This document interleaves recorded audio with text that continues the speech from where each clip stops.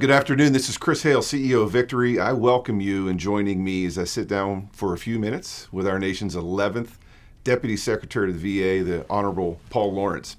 In this role, Dr. Lawrence is the number 2 leader in charge of the VA, the COO, if you will, in charge of implementing the vision of Secretary Collins and the administration. Like Secretary Collins, Dr. Lawrence is one of our own. He's an Army veteran, having served as an airborne-qualified finance officer in the Army. His qualifications for VA Deputy Secretary are literally second to none. PhD in economics from Virginia Tech, where my daughter attends. Executive positions at a few companies you may have heard of: IBM, Pricewaterhouse, Accenture, Ernst & Young, MITRE, 2-time author, a stellar tour, I may add, and many veterans remember this, the whiteboard conversations, as VA's Undersecretary for Benefits from 2018 to 2021.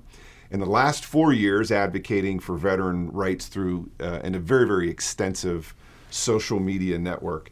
Can't say enough, sir. Thank you for taking the time this morning to sit down with us and talk with us. Well, it's great to be back with you, Chris. Thanks for what you're doing. Thanks for your service and your continued service and all you do to help veterans, get great jobs and great careers, which is really what's supposed to happen after they serve our country. Absolutely. We call them military alumni sometimes, right?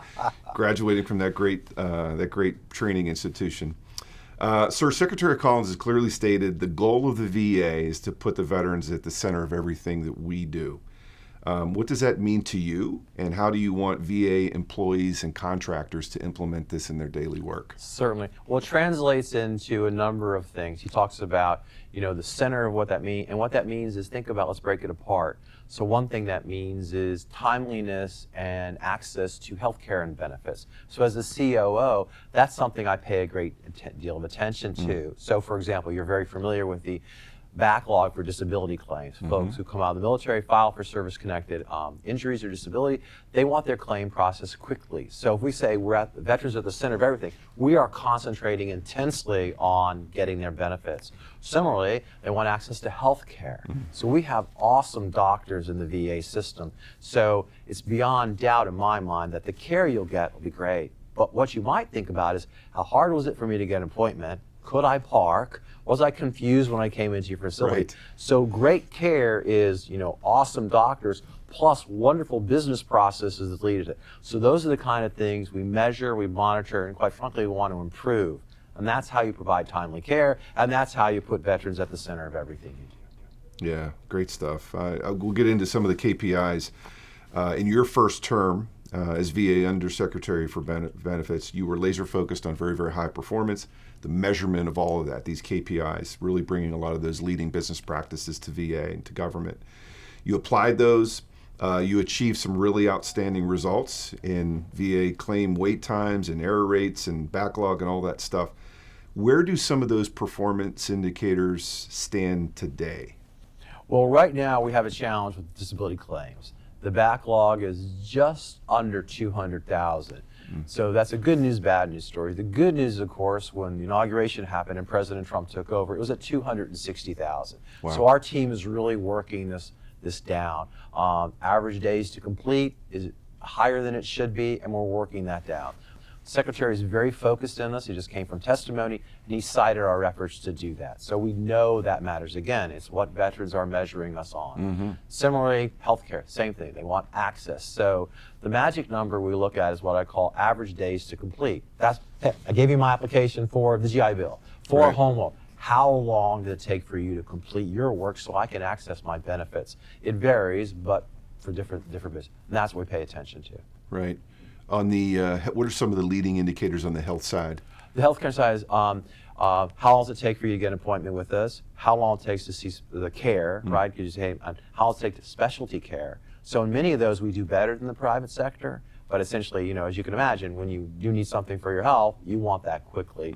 So those are the things we're looking at. We monitor carefully the feedback we get, whether it's formally through the formal or even on social media. Every time the Secretary is out talking about the wonderful things that are happening at VA, he'll post on that on Twitter or X or whatever, and people will comment. And often they'll say that really needs to be looked at. Hey, I got to tell you, something isn't working right. So this is where I was the CEO, I'll look in on this and say, is this one person who's having a difficult experience, or might this be symptomatic of something that we really need to look at? And so that's also an indicator that we pay attention to. The electronic health records is a big issue right now. How are you tackling that issue? Well, I was surprised to learn when I got here. No, just kidding. The Deputy Secretary is actually by law in charge of the single accountable official, so it's a great deal of attention. So the Secretary talked about, when he got confirmed, the importance of a resetting, getting the best minds together and figuring out a new schedule and bringing new energy. That actually happened before I was confirmed, so I was very lucky. He did much of the hard work. Now it's a process of just driving that through. So we're bringing more hospitals online faster. There's a lot of new energy on the team and the like, and so we're really focused on executing that. We think this is very, very important. It really has great opportunities for our veterans in terms of care and the way the doctors can interact with you, seamlessness as you transfer from the military. So we're really excited about it. We know it's been a rough start, so we really want to correct that and get it going in the right direction. Secretary's been here 100 days, you a little bit less than that. You've done a lot of traveling. I know you're very big on getting out into the field and talking with employees and talking with veterans, customers. Where do you, has anything changed since you've taken office in terms of where you think the priorities should be? Yeah, no, the priorities are very clear. As you know, President Trump, even in his first term, pretty much is very veteran focused, very military focused, very veteran focused. So we have a great deal of energy coming right from the top. I think you can just interview Secretary Collins, you can tell the energy and the passion he has for around this being a veteran, also in the reserves. So there's a lot of energy, there's a lot of focus.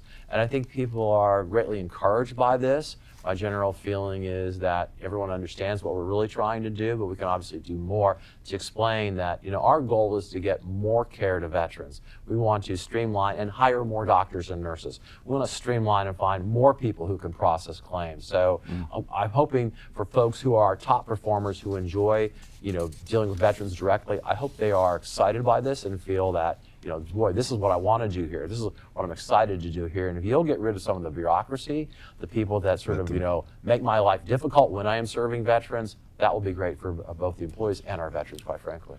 I know that you're obviously a man of incredible capabilities and a big heart for veterans. You're a veteran yourself. There's a tendency to want to do everything, right? Are there things that you have in your priorities, or things that you've got to say no to or sort of put on the back burner? Yeah, that's one of the big lessons learned from large organization, and even though 4 years seems like a long time, it's really a short period of time, is you simply have to focus. And I think you would know this from talking to other leaders and being a leader yourself. If you say yes to everything, you're saying no to everything, right? Because you can't. So we have to be focused on what we can do, and not say no, but maybe delegate to others, and maybe realize we will have less appetite for that. And quite frankly, all organizations, to include VA, have what I call limited management bandwidth. The expertise, the people who can do our best projects and we have to focus them on the most important things, like electronic health records, like dealing with the Mission Act, community care, like getting a new financial system in. So we know our experts can do just a limited amount of things. But simultaneously, we have over 400,000 employees. We have the vast majority are very, very good. Some of this is simply also delegating and empowering others to do things that don't have to be done here at VACO. Yeah, absolutely. I know you're big on perspective. You bring an incredible business background and experience. You meet with a lot of government outsiders. You're someone who has definitely gotten beyond the Beltway and looked at best practices that are happening outside. Are there any specific areas that you would like to apply some of that private sector fresh perspective to the VA? Well, certainly. Almost everything VA does has a private sector counterpart. So in many ways, everything can be benchmarked. And so I really like that in understanding what's going on, because I think there's been a tendency in VA to want to invent something that exists elsewhere. And I think that's delayed us and caused confusion and, quite frankly, frustration to veterans. So I would say we are looking at all relevant things that are taking place in the private sector. People process claims. They're processed by health companies, people who provide health care, people who work across a network. So we're looking at that. But the one thing I would share is what really matters to people who want to engage with us is something that is proven. You'd have no idea, but maybe you would. How many people showed up and said, I just learned to spell AI. Boy, it'd be great to process. We could do that and say, Yes, conceptually, but we can't do science projects. We very much like to talk to somebody and say, oh, by the way, I'm doing this, here's what it looks like, and now suddenly it's a different conversation. So it's the benchmarking and drawing on existing expertise that, quite frankly, has been proven. Yep. 470,000 employees, huge job. I mentioned to the secretary, in terms of number of employees, if you were a civilian employer, it'd be somewhere between Home Depot and UPS, I think, number 7 in the country. 80% or so are healthcare providers. That's right. So there's a lot of competition for those folks.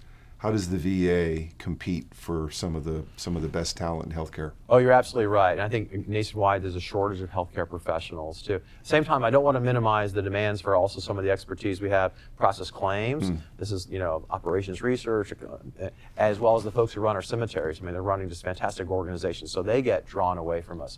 But to your question, there's a couple things. First, the pay is not as bad or not as big a difference as you would imagine. So we actually do quite well. Congress has been generous in terms of changing some laws, so you can actually do pretty well here pay-wise. Nice.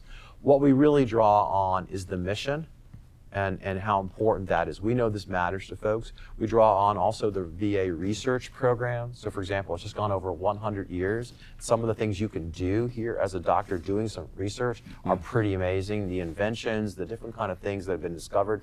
3 VA researchers have won Nobel Prizes. Wow. So it's really a pretty interesting, pretty thing. So that's what we draw on about the whole picture about it, what it's like and what you can do. And I think at the end of the day, people wake up and say, I'll earn money because I'm smart and educated and whatever, and I'm a doctor and I know this guy. But when I look back, what will I say to the kids on the step, the grandkids? I had an impact at VA. And there's very few places you can say that, but this is the place. And if you even go bigger picture, it ties into national security. A great VA helps folks want to enlist. Do it with meaning and purpose, and I've seen it personally firsthand at a lot of the VA facilities now, and there's just a real mission around that. I know that's really important to you. You've got a rich history of military service, your own. Your father was buried in Arlington National Cemetery. He's a veteran of both the Korea and the Vietnam War. You bear the middle name of your uncle who was killed at Normandy in World War II. How does this personally affect the way that you lead at the VA? I think about this all the time, right? And maybe I've been lucky in the sense that I was not service connected and I don't use, but others do, and they need this, right? And so the experiences I observed through my father and heard of from my uncle really make me understand what does the veterans want from us? What are we doing to help them? How can we make it easier to deal with us, quite frankly? Because it just shouldn't be so hard sometimes. So it really makes me think about what is the veteran actually experiencing. Last question, and I'll let you go, and again, appreciate you taking time out. We're a week out from Memorial Day. What does Memorial Day to you, and what would the Deputy Secretary of the VA say people should do on Memorial Day? Well, first, good catch. Veterans Day is November, absolutely. And that's, for honor veterans. Memorial Day is for people who passed who have served. So I would say, think about that when you're at your barbecue or picnic, that others will be going to the cemetery, missing a loved one who can't be there. Or think about it for just, generations, what people have done to protect our way of life. It's very, very important. Yeah, do the picnic, do the celebration, but understand what's behind this. Our way of life is so special, people give their life for it. It's really important. It's really, really important, and we should think about that regularly. Dr. Lawrence, it's from a viewpoint of a taxpayer and a veteran, it's great knowing that we've got people like you serving in higher office and leadership positions, and we really appreciate you sitting down and having a conversation with us here this morning. Thanks. Thank you so It's great much. to see you again. Yes, Thank you sir. very much. Thanks.